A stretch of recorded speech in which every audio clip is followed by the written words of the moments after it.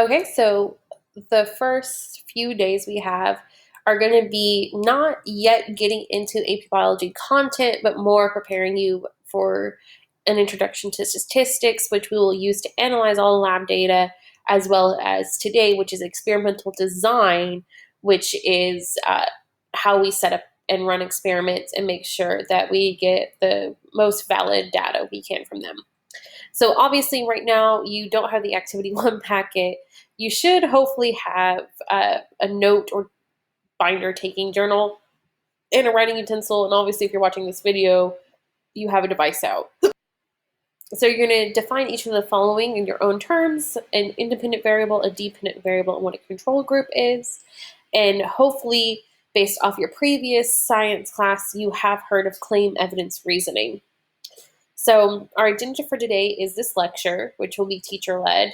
And then we're actually not doing the commercial car practice. We're going to be doing an experimental design of the colorful jumping spider. Your practice problems won't be posted yet, so ignore number 3. But you're at home, you'll see that assigned to you, which is an Edpuzzle, which is the introduction to statistics. That is your homework, and that is what I'll be checking for on Wednesday, along with making sure that you have signed up for the AP Classroom and making sure you've signed up for Gizmos, where those two things are your first grade: signing up for Gizmos and signing up for AP Classroom. You should get a very easy 100 with that.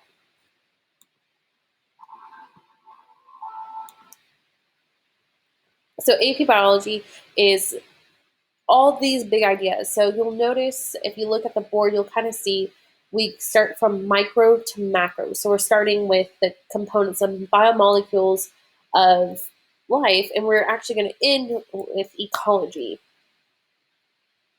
So we have scientific practices, and so this is what these first 2 days are doing of classes, is practicing those scientific practices, being more explicit about these scientific practices. So concept explanation, analyze visual representation. So you'll see a lot of times, even today, you'll be like, okay, looking at this diagram, picture, illustration, tell me what you know of it. Determine questions and methods. Again, that's what we're doing today explicitly. Represent and describe data. Perform stats, test, and data analysis. Again, that's the next time I see you, which would be Wednesday or Thursday. And develop and justify scientific arguments using these evidences. So scientific practices, most of them, at least 5 of them they come directly from performing a lab. And so there are 13 big labs that we're doing along with activities. And so this is why it's so important to get a good foundation on how you do experimental design, because it's so important from science practices. So then we have 4 big ideas. And so these are throughout the entire course. So big idea 1, evolution. The process of evolution drives the diversity and unity of life. Evolution is a change in allele frequency in a given population over time. And so we're talking about evolution throughout the whole unit, even though there is a unit 7 is specifically for evolution as well, but it ties throughout the rest of it. So then we have energetics. So biological systems use energy and molecular building blocks to grow, reproduce, and maintain dynamic homeostasis. So this is not just talking about cellular respiration and photosynthesis. This is also talking about creating macromolecules, going through cellular processes that require energy, so like meiosis, mitosis, that kind of stuff. Information storage and transmission. So how do we get the information? So again, this was be mitosis, meiosis, and like gene expression, gene regulation. And last but not least, system interaction. So we're even talking like cellular communication all the way up to a food web.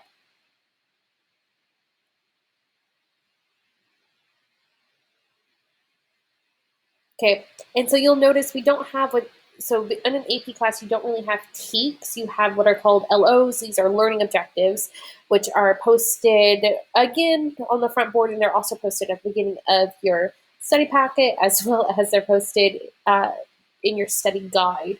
So your LOs and your EKs. So LOs is learning objectives, EKs are essential knowledge. So very obviously, very put forward, like, what do you need to know in order to be successful in this class? And so we have 8 units. So our first unit is Chemistry of Life. This one is actually our shortest unit. It is 5 to 7 days. Then we have Cell Structure and Function, Cellular Energetics, Cell Communication and Cell Cycle, Heredity, Gene Expression, Natural Selection. So this is Unit 7 is kind of weird, and we'll talk about it way more when we get there. Unit 7 is actually evolution, but because we have a big idea that's evolution, they didn't want to call it a unit evolution, even though natural selection is just one mechanism that we're going to learn about in that unit. And last but not least, ecology. So we should get through units 1 through 5 before the first semester. And then 6, 7, and 8, these are our biggest units. They're about 20 days each, will be in the second semester, followed by a review. Again, we're looking to end on April 18th and start reviewing. So also, if you look, the big ideas, like you can see, like they keep on going over and over and over again. So what we learn at the beginning will be repeated over and over and over again throughout the whole year.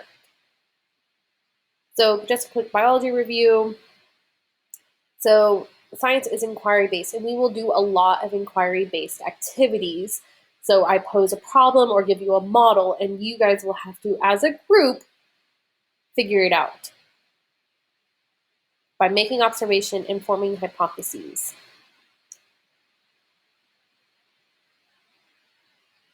Oops, sorry. So your data is what you're going to collect through observation or analysis. So observation either just by using your eyes, so that would be more qualitative. So that's like it's hot, it's cold, etc. Or quantitative, that means that you measured it on a scale, used a temperature probe, used a CO2 sensor, etc. So that's how you make observations, by gathering data that's either qualitative or quantitative. You're forming hypotheses. So these are predictions that can be tested by recording more observations or experiences. It is often heard if, then, because, but especially the further up you go in science, you don't really see it as such. The if would be the manipulated variable, the then is the responding variable. So the manipulated variable would be your independent, your dependent variable is the responding, and then the because is the scientific reasoning behind it. So results can either support or refute a hypothesis.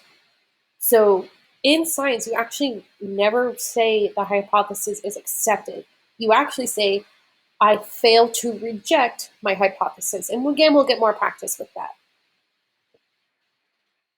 You start with what's known as a null hypothesis. And those of you that are in stats or have taken stats, hopefully you know what a null hypothesis is.